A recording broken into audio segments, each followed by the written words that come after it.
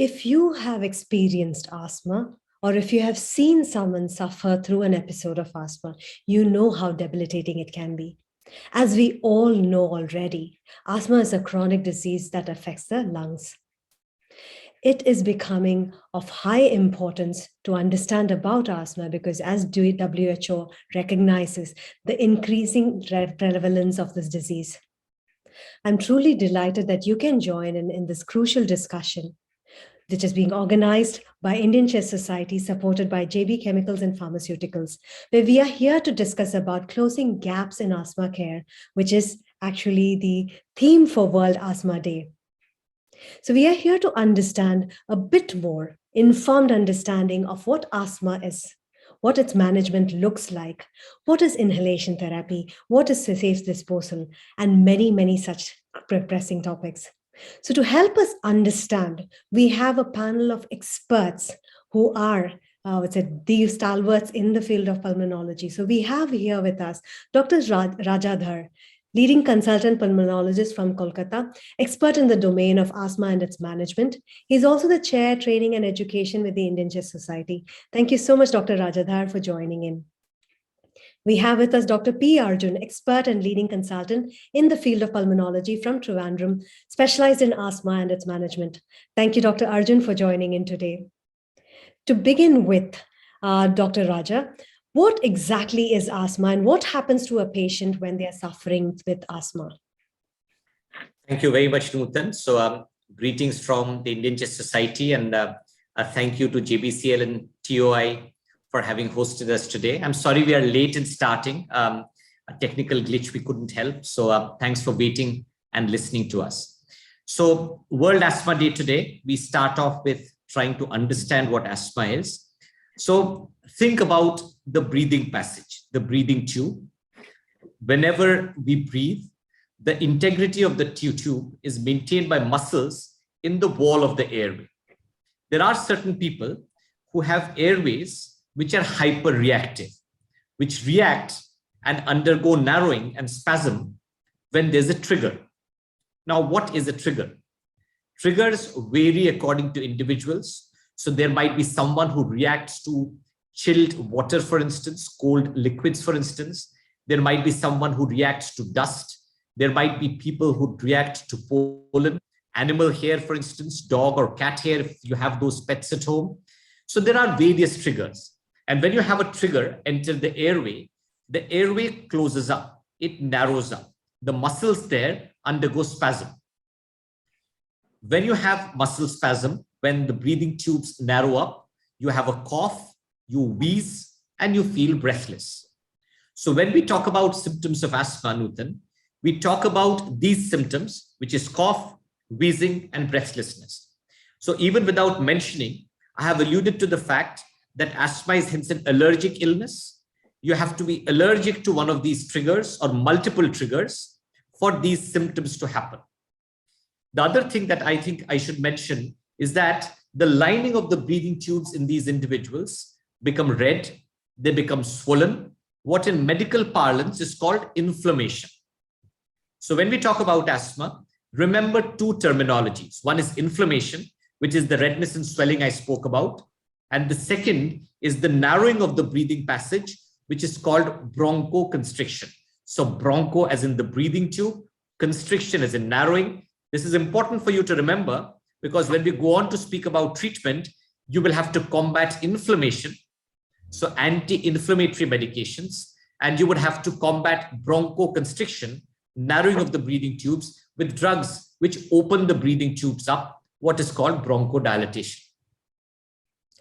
Thank you so much, Dr. Rajadhar. So as you already know, when it comes to asthma, things that you can expect would be wheezing, coughing, and breathlessness, and very clearly extremely debilitating. Thank you so much, Dr. Raja, for helping us understand what exactly happens in the lungs when an attack happens.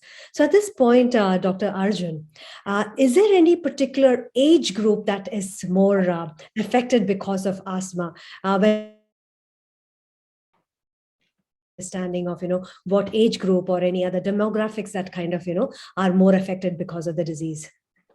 Thanks, Nutan, for that question. We know that Dr. Arjun, if I may, could you switch your video on? Would love to see you while you.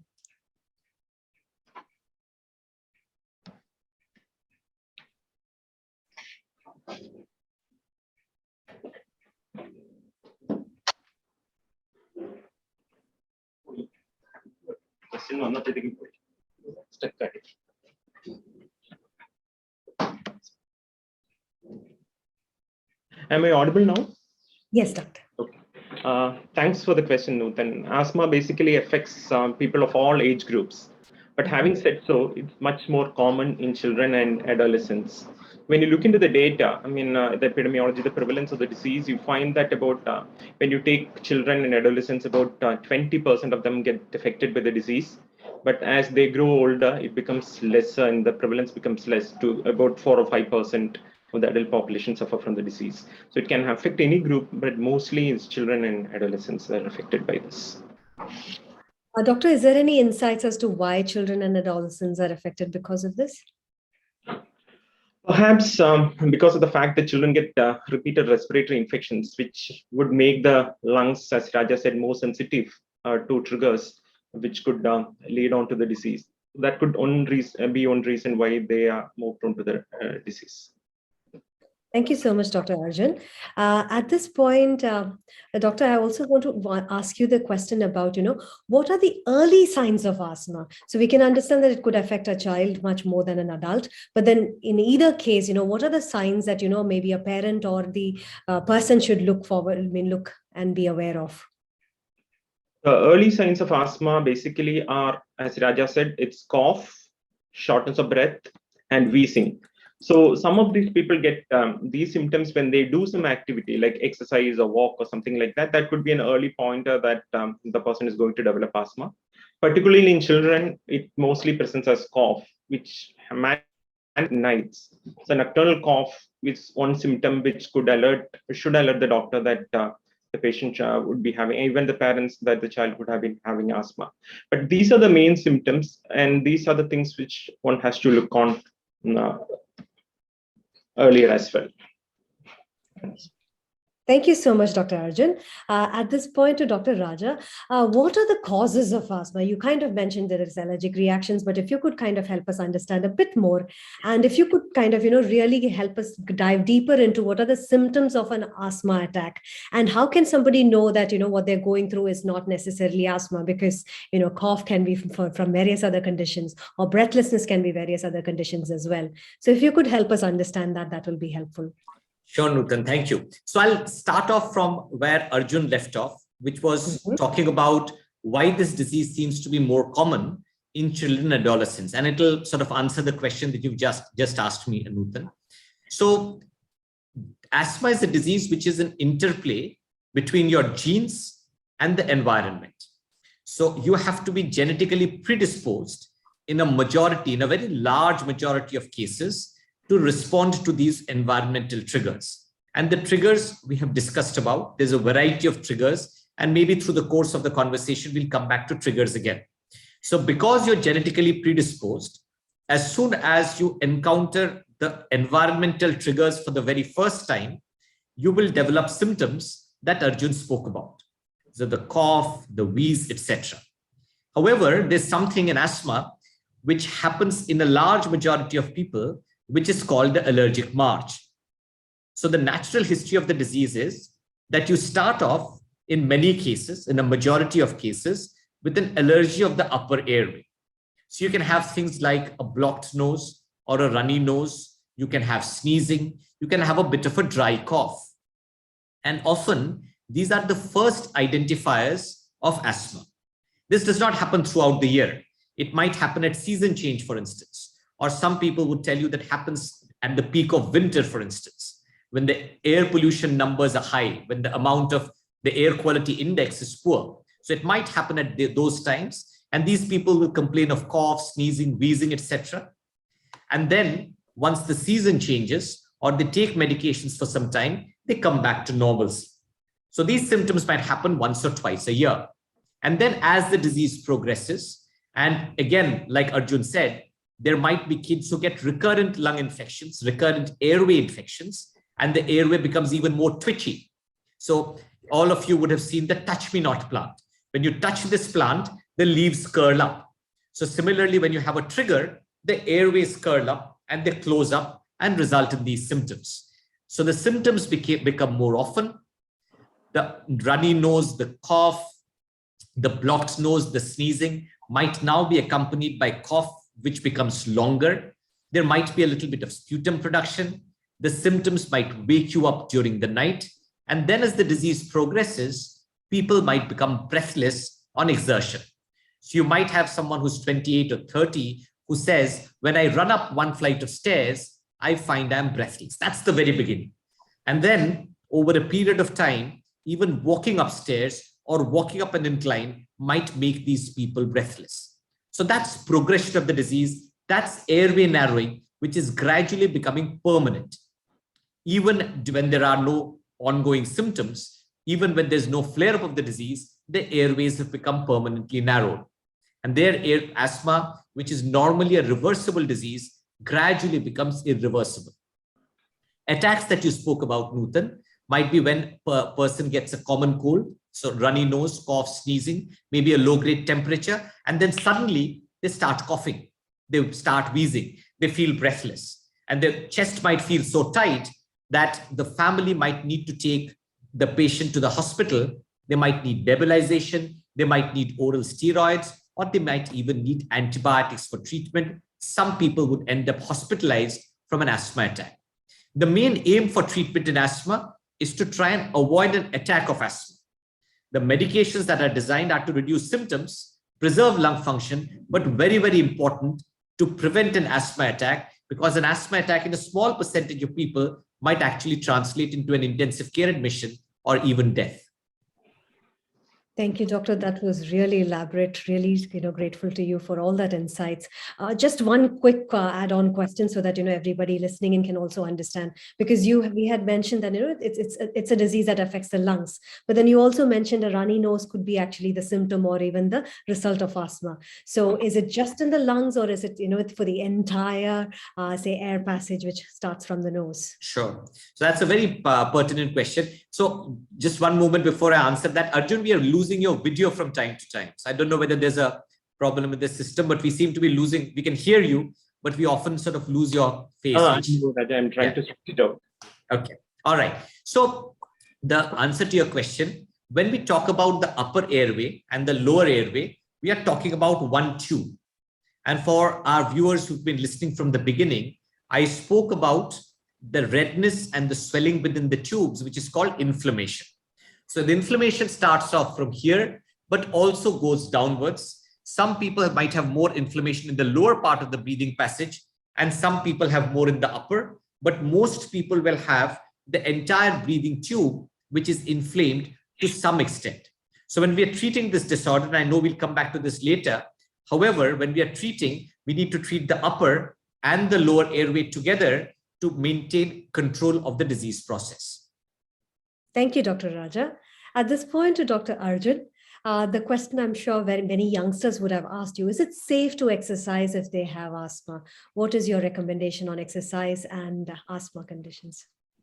Yeah, I mean, that's a very good question and a very important question as well. So if a person has asthma and if it is very well controlled, he can do any sort of exercise and can lead a normal life like any other person. There have also been Olympic athletes who have asthma, whose asthma has been very well controlled, so they've taken part in all sorts of extreme sports. Having said that, when a person has an asthma which is not controlled, or if the person has a worsening of symptoms, it is not advisable to do exercise at that point in time. But for a person whose asthma is very well controlled, there is absolutely no problem in taking part in any sort of exercise or sport for that matter.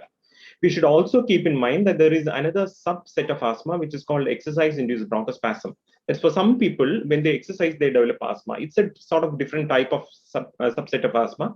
For them, it's important that we identify them and give the right medication so that they will also be able to do exercise and take part in sports and other activities without having to suffer from the disease. Thank you, Dr. Arjun. That was really helpful. Dr. Raja also mentioned that, some of them might actually end up having asthma attacks when they're climbing a stairs.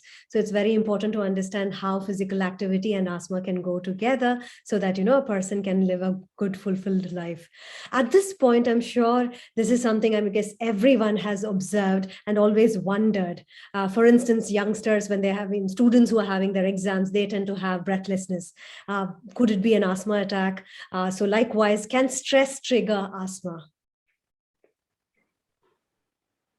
Stress, of course, is known to trigger asthma. It is like any of the other triggers that Raja mentioned, like exposure to pollen, dust, pollution. Stress is also a major trigger to develop asthma attacks. Having said that, it's always a vicious cycle. Stress makes asthma worse. And when the asthma gets worse, the person suffering from asthma gets even more stressed. So it is a vicious cycle, and it's very important that we advise such people to do relaxation, breathing exercises, and other things so that we are able to break the shackles of this vicious cycle. Thank you so much, Dr. Arjun. Dr. Raja, are there any tests to help us identify whether there is asthma? How do we monitor a patient's asthma and its severity?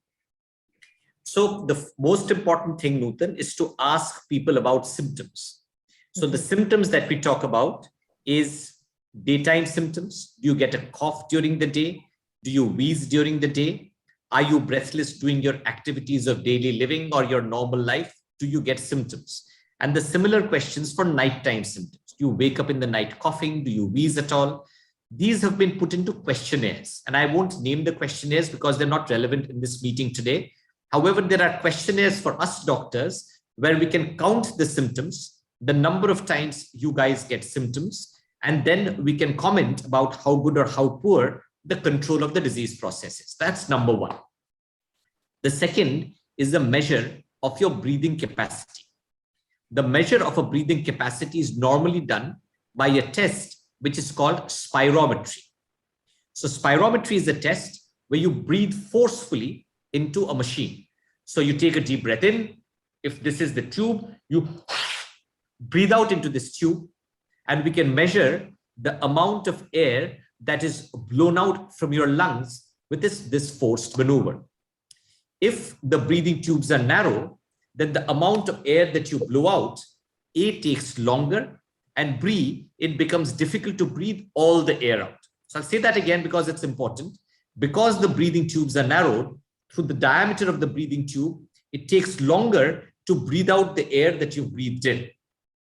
The other problem is that sometimes not all the air can be breathed out, and hence the lungs become bigger, even though they are less functioning. So larger lungs, but less functioning lung.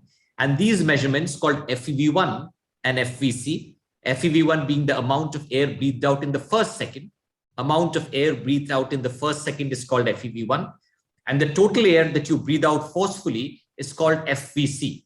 So these measures tell us how good or bad the breathing passage is, how much narrowing there is. So it tells you about A, whether there is asthma, and B, it tells you the degree or severity of asthma that you have. There's another machine, another bit of equipment, which is called a peak flow meter. A peak flow meter is similar to, say, a thermometer or glucometer. You know, a thermometer is used to measure temperature. A glucometer is used to measure blood sugars in diabetics. Similarly, your blowing capacity can be measured by something called a peak flow meter. So in people where asthma control is not great, we would give them a peak flow meter. Wonderful, great. So you can see Dr. Arjun showing you the peak flow meter. There's a mouthpiece that is attached to the red end that he's showing us just now. And you can see the yellow bar there that he's illustrating very nicely. The yellow bar has numbers to it, which measures how many liters of air you are actually managing to blow out. So that is something you can have at home. If your doctor asks you to, you can record a peak flow recording in the morning and the evening. And this tells you how good or how bad the control of your asthma is. Thank you, Dr. Raja. For many patients, one of the greater concern is, what is the test like? Is the test dangerous? Is the test scary? But that's so kind of you to, explain what it is like. It's fairly simple and it's very doable. So anyone out there who is having doubts about it, please make sure that you do go and get these simple tests done, which could actually help you understand if you have asthma or not. At this point, Dr. Rajadhar, is asthma curable, or is it a situation where it gets worse with age? If you could help us throw some light on it. So when children have asthma, the population of patients, which is the majority, the one which Arjun spoke about, a lot of people, if their asthma is well controlled, might see that past adulthood, their symptoms are completely gone. However, if you stop medications, you need to stop medications after consulting a doctor. So the doctor would do various tests, which we have just discussed, look at your level of control, how long the disease has been well controlled before they ask you to stop medications. In a percentage of people, about 30 to 40% of these people, when medications are stopped because the disease seems to have gone, the disease might stay away, which means that in 60 to 70% of people, the disease might come back again at some point of time going forward. So about a third of people, the disease might go away and stay away. In a larger percentage of people, you have to watch out, keep a close vigil, because maybe 10 years down the line, 15 years down the line, you might find that the asthma symptoms have come back. And not only have they come back, they have come back with greater vigor. So it's important, whenever the symptoms seem to be returning, to go and consult a doctor. Asthma is actually a chronic disease. It's like diabetes, it's like hypertension, it's like heart disease. However, if asthma is well controlled, you can actually lead a perfectly normal life. So Olympic athletes Arjun spoke about, our Saurav Ganguly, he's an asthmatic who takes his medications regularly, and the quality of cricket he plays. Interestingly, the presidents in the US, so if you look at the US presidents, there's hardly a president who has not had asthma. It's almost as if you have to have asthma to become a US president. It's as common as that. So your brain and your lungs can work perfectly if you manage to comply with the medications, avoid your triggers, and lead a normal life with exercising the way Dr. Arjun spoke about a little while ago. Thank you, Dr. Raja. At this point, to Dr. Arjun, we have heard the good news that it is actually manageable. But then, how can we, prevent or reduce the triggers for asthma? An important point when it comes to management of asthma. As Dr. Raja has said, triggers are the most important reasons why in asthma disease the person gets a flare of the symptoms. The most important thing is what we need to understand is that the person has to identify what are the possible triggers that could make his asthma worse. Basically, it's like a detective job. The person actually has to be on the vigil, look out for what happened before his or her symptoms got worse, then try to identify. It could be pollen, it could be pollution, it could be a change of temperature, it could be pets at home, basically dogs or cats, or anything of that sort. So, and cockroaches, if there's someone who smokes in the home, all these are important. And in our country in particular, people who use what we call as biomass fuels, like that wood and firewood for cooking, all these are possible triggers. So it's very important to identify and make sure that you don't come in contact with that. For those who have a pet at home, ideally you should give the pet away, but I know it's a very emotional issue to get separated from the pet. So what we can basically tell them to do is to ensure that the pet does not come into the bedroom or the living room where people spend most of the time, and ensure that all this whatever wiping you do, it should be a wet wiping so that all the dust goes off. And then make sure that there are certain pillow covers which are available, which are allergen free. Using all these things would perhaps go a long way to ensure that triggers are controlled. I think Raja wants to add something here. No, perfect, Arjun, not at all. Perfect. Thank you, Dr. Arjun. And to Dr. Raja, I heard of the asthma action plan. So if you could help us understand that, and is it something that, somebody who's having, say, let's say, a moderate form of asthma, would they also need to follow this asthma action plan? So an asthma action plan is something that needs to be followed by everyone. And let's start off from where Arjun showed the peak flow meter a little while ago. Mm-hmm. So you monitor your own symptoms based on the symptoms that you're having. So based on the cough, the wheeze, the allergic rhinitis, so the runny nose, etc., and the wheezing, you monitor your symptoms. You monitor your symptoms based on whether you wake up during the night or not. Along with that, you can also do your peak flow monitoring. So all of you asthmatics out there, you should know what your best peak flow is. If ever your peak flow drops to less than 50% of your best, so suppose your best peak flow is 400 liters per minute, as an example. So if your peak flow goes below 200 liters per minute, it means that you are about to have an attack or you are in the middle of an attack. There are various strategies that will be put down by your doctor on the asthma action plan that he gives you. This would include things like increasing the frequency of inhalers. It could be increasing the frequency of the inhaler that you take on a regular basis. And there are also add-on rescue inhalers that can be given in this condition. Some people might have nebulizers at home. Now, for a moment, don't think that I'm recommending a nebulizer at home, but your doctor might do. He might or she might feel that a nebulizer, your asthma is bad enough for you to need a nebulizer at home. The other very important part of an asthma action plan is oral steroid tablets. So if your peak flow drops below a certain level, say less than 50%, you might want to take the first dose of oral steroid that your doctor has recommended at home before you reach out to your doctor. And there I said something very important. It's not just sitting at home and taking your oral steroids. It is taking the steroids and reaching out to your doctor, getting to the emergency department, saying that my symptoms have got worse, because if you've not responded to increased inhalation, you might actually need hospitalization or emergency care. Thank you, Dr. Raja. I have one follow-up question actually for you. When it comes to various treatment modalities for asthma, you have kind of touched upon it. Would like to know, has there been any advancements in terms of, say, treatment modalities as you have been experienced for quite some time in this? Sure, Nutan. So I don't think we spoke about treatment. So very briefly, the treatment we alluded to when we discussed how the disease happens, what asthma is. So we spoke about this narrowing and redness within the breathing tube, the swelling of the breathing tube, which we call inflammation. So to counteract inflammation, we have what's called anti-inflammatory medication, which is steroid inhalers. So steroid inhalers are the best anti-inflammatory medication that's been discovered by mankind till date. Now, there's lots of concerns about steroid inhalers. People feel they might get dependent on it. They feel that they will get side effects of steroids. Important to emphasize here, Nutan, for our audience today, that steroid inhalers are safe.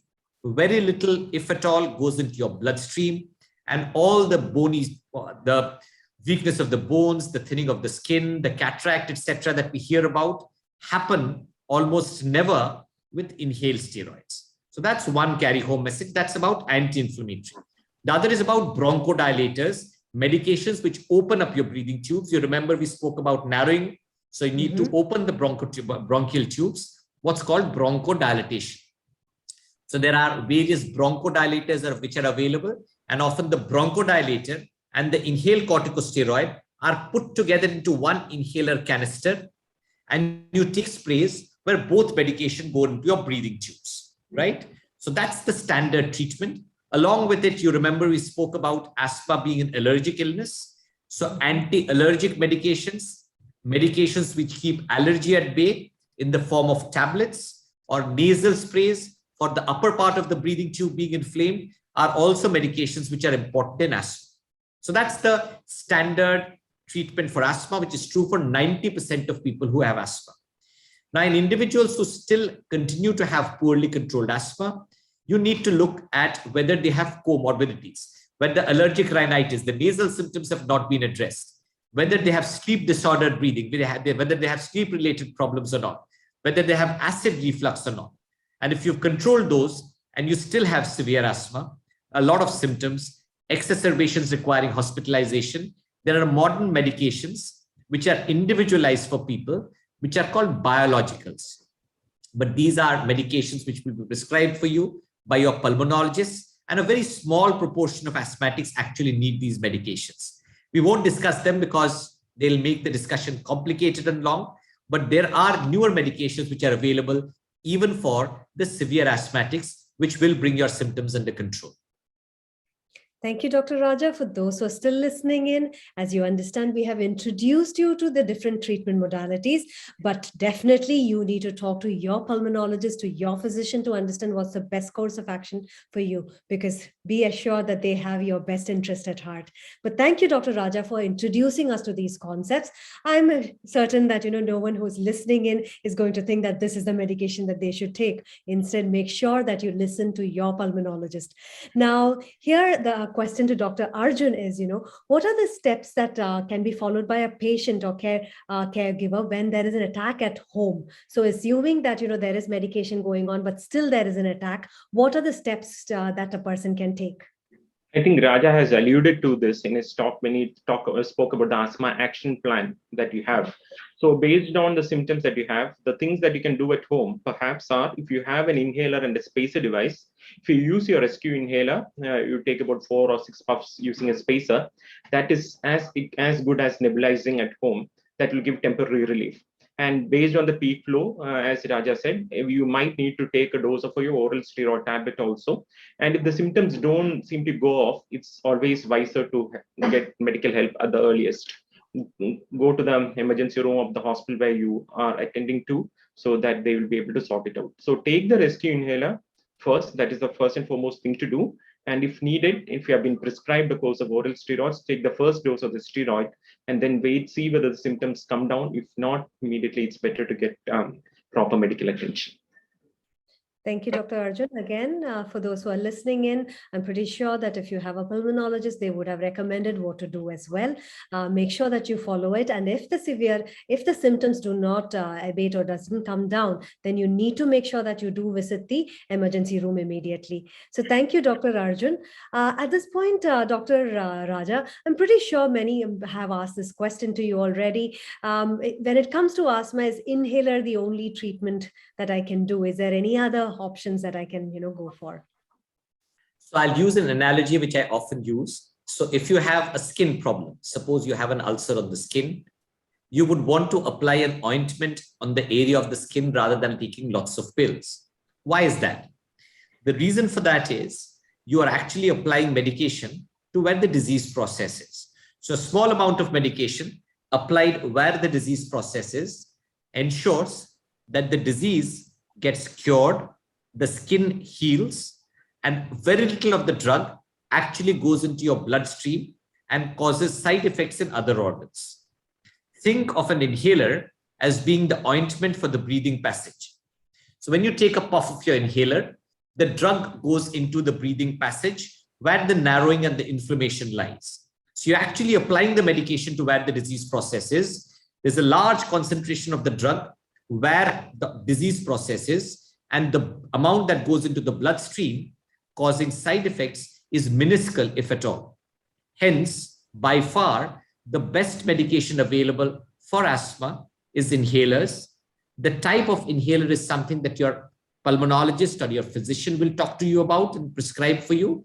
However, have no stigma about inhalers, because if you don't take inhalers and try and go for pills, you're bound to have far more side effects and less effects compared to what you would do with an inhaler.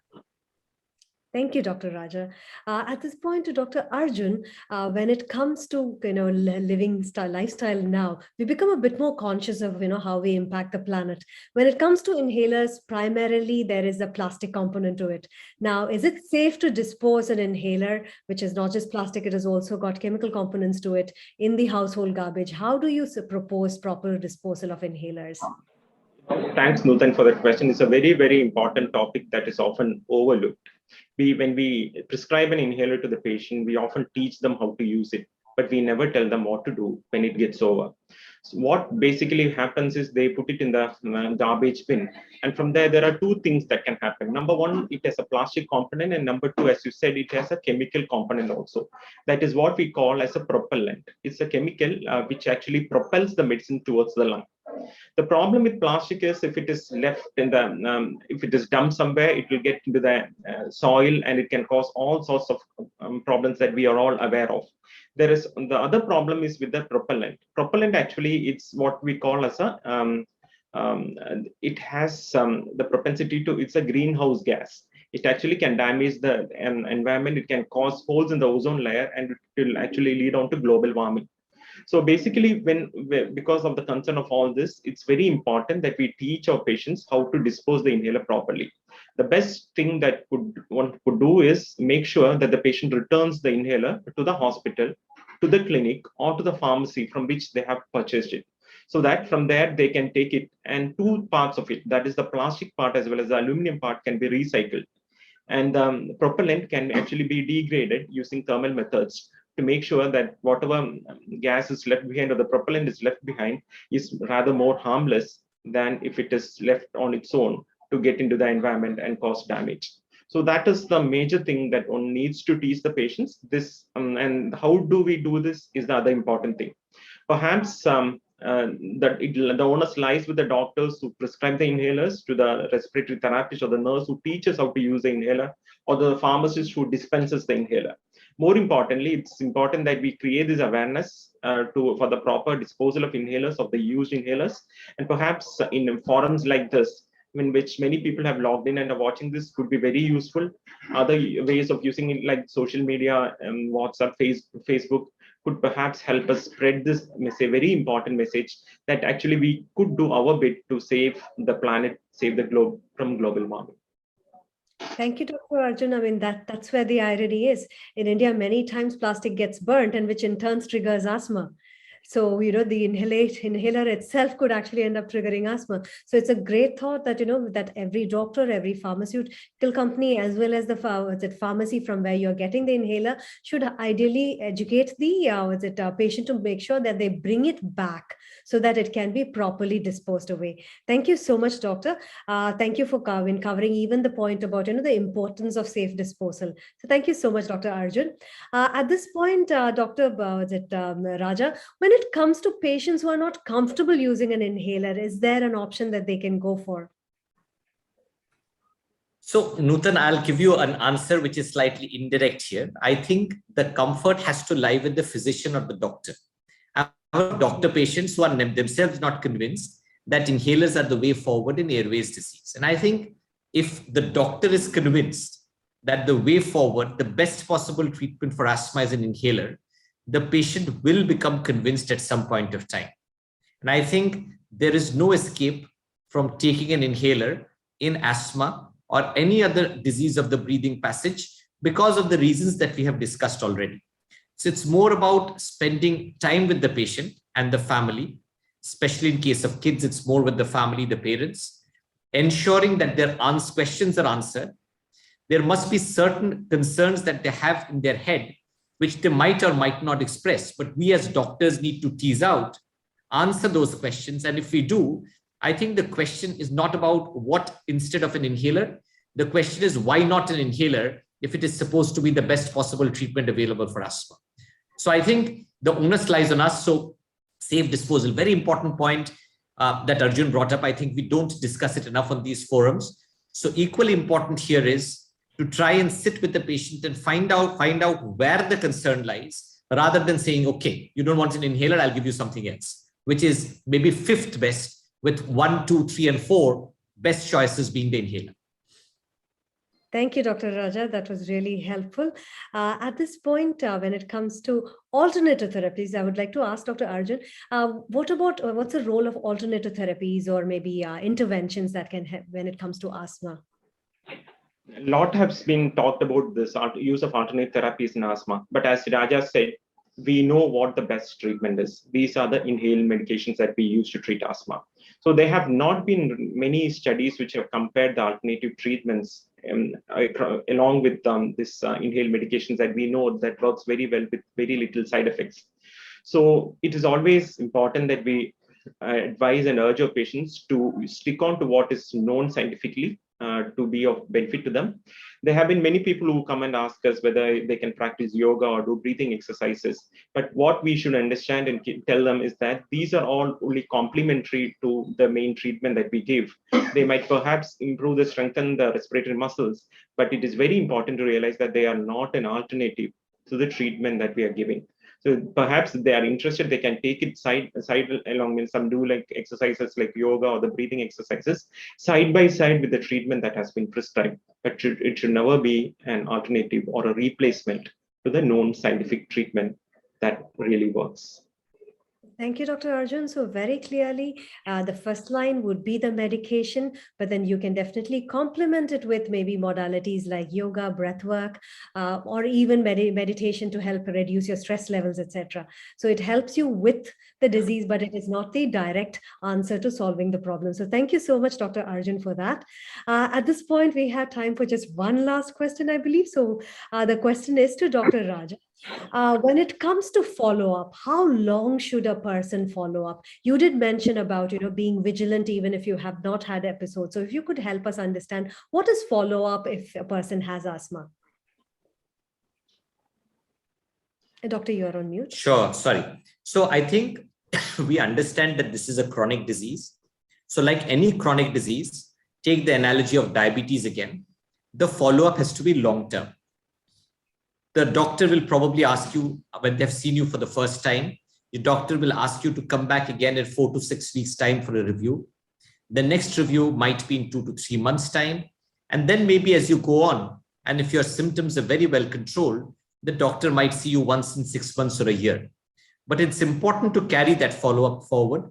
It's important to get your lung function done maybe once annually or once every 2 years, for instance. Make sure that you look out for exacerbations, acute worsening of the disease process, and you need to maintain contact with the doctor that you can trust in the long term. And when I say long term, it's very long term, because we are talking about chronic diseases which normally don't get cured. You can have a normal life, like we've all said, but you cure asthma going away from the body. It's unusual. It's not unheard of, but it is unusual, and hence the follow-up has to be long term. Very long term. Thank you, Dr. Raja and Dr. Arjun. If it is okay with you, can we extend, because we have a few more questions coming in from the audience? Would that be okay? Because of technical glitches, we've had to delay our big starting time. So 5 or 6 minutes, if that's okay, Nutan. Shall we do that? Yeah. All right, perfect. So Dr. Raja, I had a question for you, because when it comes to asthma, okay, if somebody has had their parents having asthma, will they have a chance of getting asthma? So is there a genetic component to asthma, or is it purely random? So Nutan, I think we spoke about the physiology, the pathophysiology. We said that there are two main components to asthma. One is the genetic component. The other is the environmental component. So not everyone who gets exposed to a dust or a pollen or animal hair or all the variety of triggers that Arjun spoke about will get an asthma attack. You have to have a genetic predisposition. You need to be primed genetically to have the reaction to the trigger. That's why this is called a gene-environment interaction, and that's the mix which results in asthma. So more than 90% of people will actually, if you ask them long and hard, give you a family history of asthma. But you need to go into detail, because often people tend to ignore symptoms like a runny nose, sneezing, a little bit of a cough here or there. They don't realize, or they never have the stamp of asthma put on them. So the questions that the doctor asks you is important. How much detail they go into is important. But yes, there's definitely a genetic link to asthma for sure. Thank you, Dr. Raja. At this point to Dr. Arjun, when it comes to asthma, are there any quick tips that you can share with the audience? The most important thing is to have your preventive inhaler and take it regularly. That perhaps is the most important thing. You should also know what to do when there is a worsening of your symptoms, what to do at home, when to seek medical help. And very importantly, to avoid triggers, to identify and avoid triggers. So these would be my quick tips for anyone who has asthma. Doctor, would you recommend keeping a journal so that they can kind of keep track of what has happened on a good day when they have not had an attack, and then what are the things that happened on a bad day? Would that help? This is something which is called an asthma diary. Actually, you note down your peak flow. If you have a peak flow meter at home, you check the values in the morning and evening, note the symptoms. So that will actually help you track how good your asthma control is. And as Raja said, if you use a peak flow meter, perhaps you can even predict that an onset of a worsening of symptoms by weeks or even days ahead, and so that you can take appropriate measures to abort that worsening of symptoms. I think as we discussed in the very beginning, so the success would be when we can prevent asthma rather than just manage it. So thank you so much, Dr. Arjun. One final question to Dr. Raja. Dr. Raja, a bit of a confusion here because you had mentioned about asthma being triggered because of allergies. And when we also heard about the stress-related portion when it comes to asthma. So is asthma always triggered because of allergies, or can it start purely because of stress-related breathlessness? So we spoke about triggers generally. I think that's one term all three of us have sort of repeated again and again. A large majority of these triggers, Nutan, are allergic, a large majority of them. And it's not that you just have one trigger, you have multiple triggers. I think Arjun explained beautifully about the vicious cycle of anxiety and asthma. So an anxiety begets breathlessness, it begets an asthma attack. The asthma attack, the feeling of chest tightness, the feeling of breathlessness makes you more anxious. More anxiety results in more breathlessness. So you're moving around in circles and making your breathlessness worse. So anxiety, especially in patients who have moderate to severe asthma, is something which is a constant factor. And anxiety causing your breathlessness to get worse is also a constant factor.